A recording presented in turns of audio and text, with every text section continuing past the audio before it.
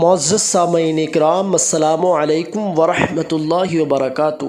امید کرتا ہوں کہ آپ سب خیریت و عافیت سے ہوں گے۔ اللہ تبارک و تعالی آپ کو خوش رکھے، شاد و آباد رکھے، اللہ آپ کو سلامت رکھے۔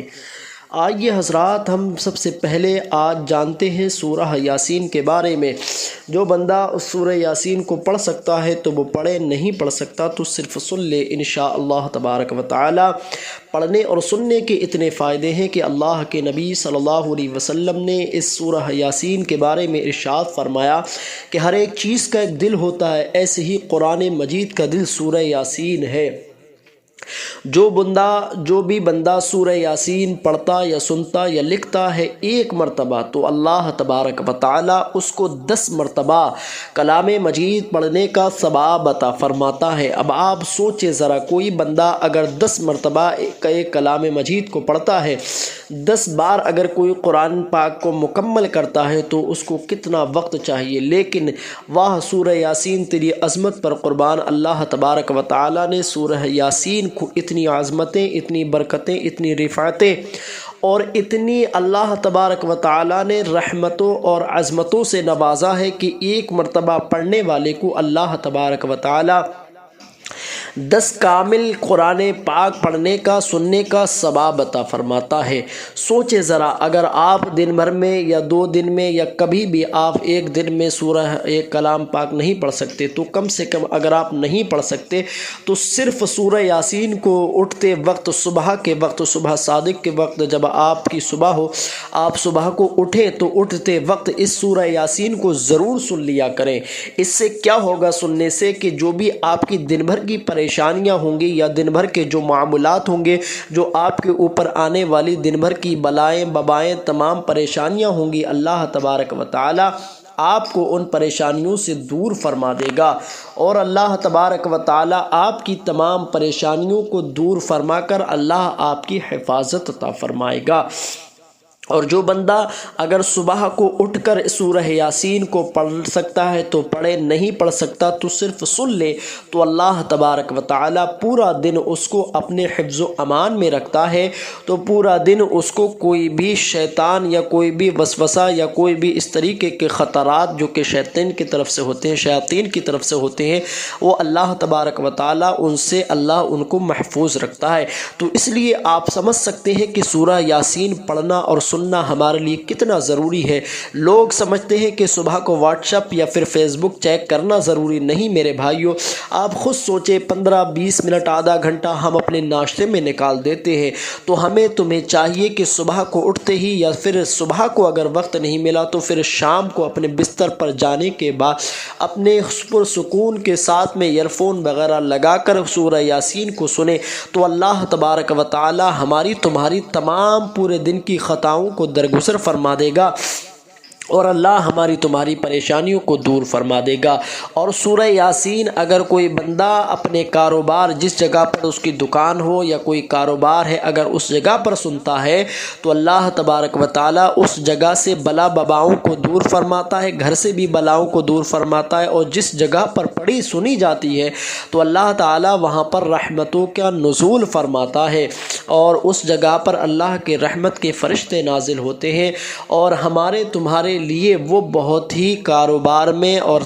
ہمارے لیے رزق میں برکت کے ذرائع ہوتی ہے۔ جس جگہ پر اللہ کے کلام مجید کی تلاوت پڑھی جاتی ہے یا سنی جاتی ہے تو وہاں پر اللہ تبارک و تعالیٰ کی رحمت کا نزول ہوتا ہے اور وہاں پر برکتیں نازل ہوتی ہیں۔ تو اب آپ اس ساری چیزوں کو سمجھ چکے ہوں گے، اور پھر یوں کہیے سورہ یاسین کے بارے میں فرمایا گیا کہ آپ جو جائز تمنا لے کر اس کو پڑھیں گے یا سنیں گے تو اللہ تبارک و تعالی آپ کی تمام جائز تمناؤں کو پورا عطا فرما دے گا۔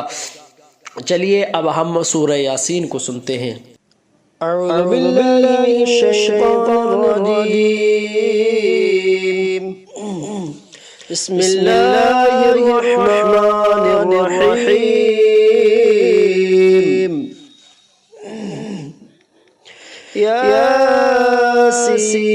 یاسین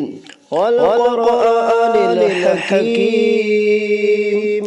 إنك لمن المرسلين على صراط مستقيم مستقيم تنزيل العزيز الرحيم لتنذر قوما ما أنذر آباؤهم فهم غافلون لقد حق القول على أكثرهم فهم لا يؤمنون إنا جعلنا في أعناقهم أغلالا فهي إلى الأذقان فهم مقمحون وجعلنا من بين يديهم سدا ومن خلفهم سدا فأغشيناهم فهم لا يبصرون وسواء عليهم أأنذرتهم أم لم تنذرهم لا يؤمنون إنما تنذر من اتبع الذكر وخشي الرحمن بالغيب فبشروا بمغفرة وأجر كريم إنا نحن نحيي الموتى ونكتب ما قدموا وآثارهم وكل شيء أحصيناه في إمام مبين واضرب لهم مثل أصحاب القرية إذ جاءها المرسلون إذ أرسلنا إليهم اثنين فكذبوهما فعززنا بثالث فقالوا إنا إليكم مرسلون قالوا ما أنتم إلا بشر مثلنا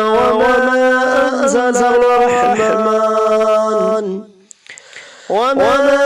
أنزل الرحمن من شيء أنتم إلا تكذبون قالوا ربنا يعلم إنا إليكم لمرسلون وما علينا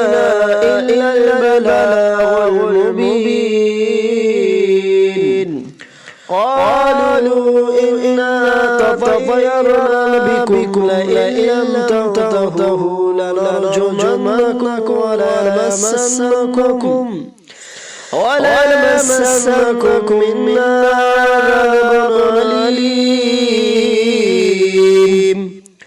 قالوا طائركم معكم إن ذكرتم بل أنتم قوم مسرفون وجاء من أقصى المدينة رجل يسعى قال يا قوم اتبعوا المرسلين اتبعوا من لا يسألكم أجرا وهم مهتدون وما لي لا أعبد الذي فطرني وإليه ترجعون أتخذوا من دونه آلهة يردني الرحمن بضر لا تغني عني شفاعتهم شيئا ولا ينقذون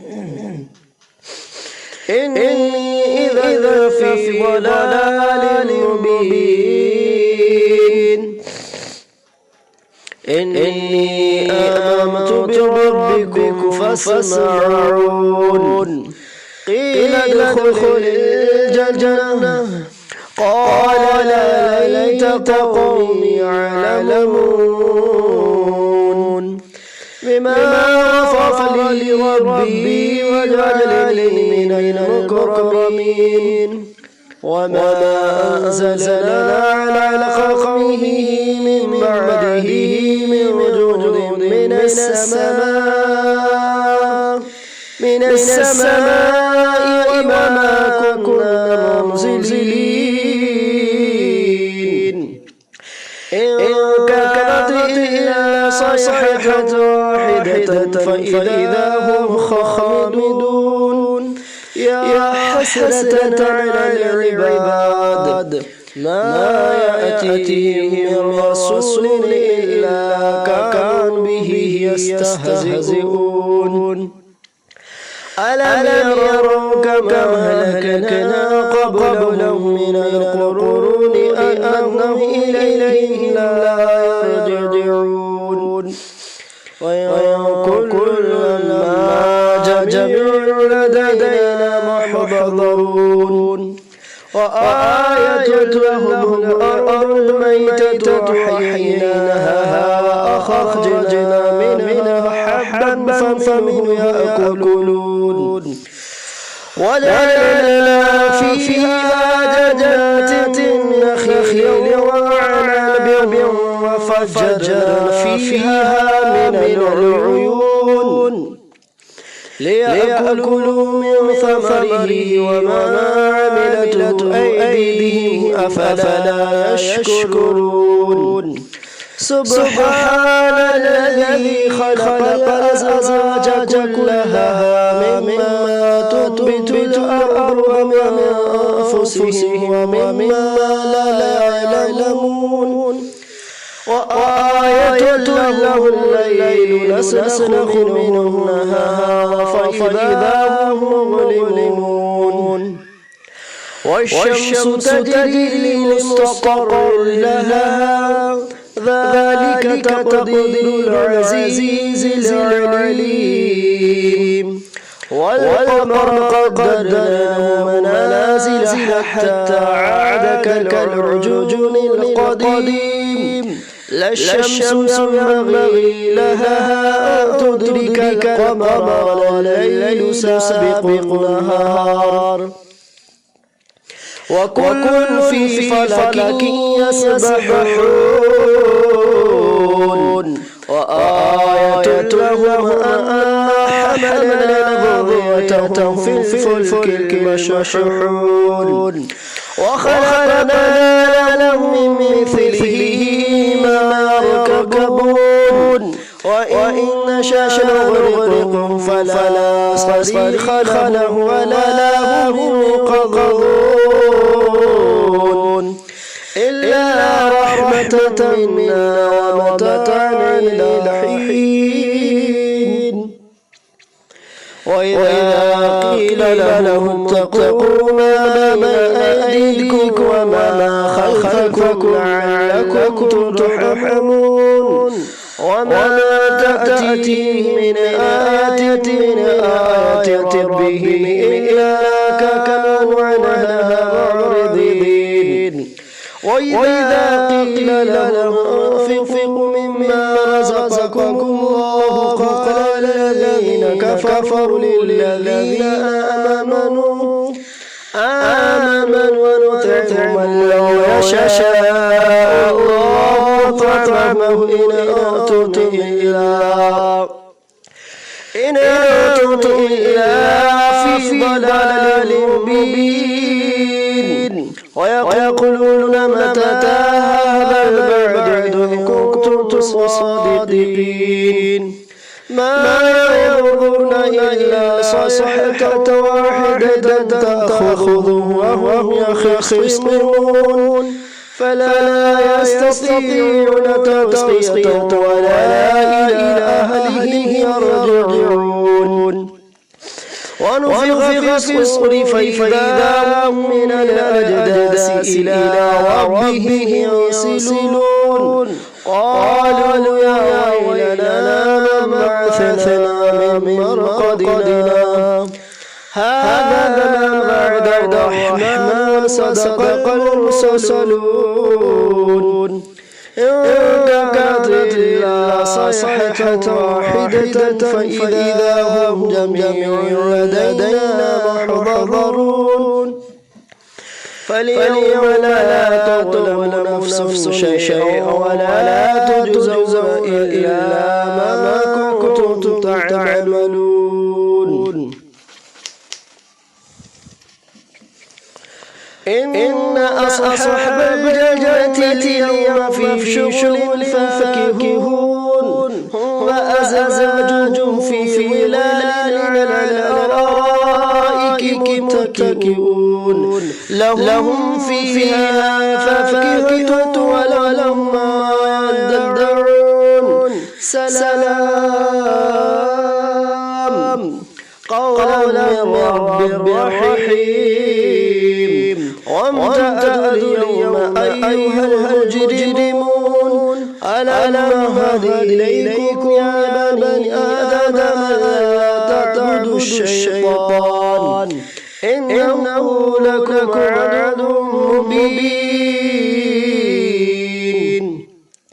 وأن اعبدوني هذا صراط مستقيم. ولقد ظلمكم جبلا كثيرا أفلم تكونوا تعقلون. هذه جهنم التي كنتم توعدون اصلوها اليوم بما كنتم تكفرون. اليوم نختم على أفواههم وتكلمنا أيديهم وتشهد أرجلهم بما كانوا يكسبون. ولو نشاء لطمسنا على أعينهم فاستبقوا الصراط فأنى يبصرون. ولو نشاء لمسخناهم على مكانتهم فما استطاعوا مضيا ولا يرجعون. ومن نعمر نكسه في الخلق أفلا يعقلون. وما علمناه الشعر ما ينبغي له إن هو إلا ذكر وقرآن مبين لينذر من كان حيا ويحق القول على الكافرين. أولم يروا أنا خلقنا لهم مما عملت أيدينا أنعاما فهم لها مالكون وذللناها لهم فمنها ركوبهم ومنها يأكلون ولهم فيها منافع ومشارب أفلا يشكرون. واتخذوا من دون الله آلهة لعلهم يسخرون لا يستطيعون نصرا وهم لهم جند محضرون. فلا يحزنك قولهم إننا نعلم ما يسرون وما يعلنون. أولم ير الإنسان أنا خلقناه من نطفة فإذا هو خصيم مبين. وضرب لنا مثلا ونسي خلقه قال من يحيي العظام وهي رميم. قل يحييها الذي أنشأها أول مرة وهو بكل خلق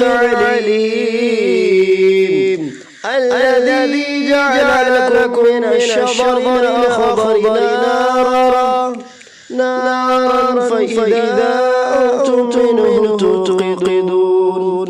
أوليس الذي خلق السماوات والأرض بقادر على أن يخلق مثلهم بلى وهو الخلاق العليم. إنما أمره إذا أراد شيئا يقول له كن فيكون. فسبحان الذي بيده ملكوت كل شيء وإليه ترجعون. حضرات اب ہم نے یہاں سے سورہ یاسین کو مکمل طور پر پڑھا ہے، آپ نے سنا ہے۔ آئیے اب مختصر سی دعا کرتے ہیں، اس دعا میں شامل رہیے۔ یا اللہ تبارک و تعالی، جو ہم نے سورہ یاسین پڑھی ہے اور جن حضرات نے سنی ہے، مولا تبارک و تعالی سب سے پہلے پڑھنے سننے میں کوئی غلطی خامی ہو، حضور کے وسیلے سے مولا تبارک و تعالی ان خامیوں کو معاف عطا فرما، صحیح اپنی بارگاہ میں قبول عطا فرما۔ یا اللہ اس کی برکت سے ہم سب کی تمام جائز تمناؤں کو پورا عطا فرما۔ یا اللہ جو پریشان ہیں ان کی پریشانیوں کو دور فرما، جو بیمار ہیں مولا انہیں شفا عطا فرما، جو قرض میں مبتلا ہیں انہیں قرض سے نجات عطا فرما۔ یا اللہ جو بے اولاد ہیں ان کو نیک صالح اولاد عطا فرما۔ ہمارے اس ہندوستان میں میرے مولا حالات کو بہتر فرما، تمام میں آپس میں اتفاق و اتحاد، دلی محبت پیدا فرما، نا اتفاقیوں سے سب کی حفاظت عطا فرما۔ مولا ہم سب کا خاتمہ بالخیر عطا فرما۔ جو لوگ بھی اس ویڈیو پر چینل پر نئے ہیں تو وہ چینل کو سبسکرائب کر دیں اپنے اثار وظیفے کو، کیونکہ ایسے ہی ہم قرآنی وظائف لے کر آتے رہتے ہیں۔ ملتے ہیں جب تک کہ اگلی ویڈیو میں۔ اللہ حافظ۔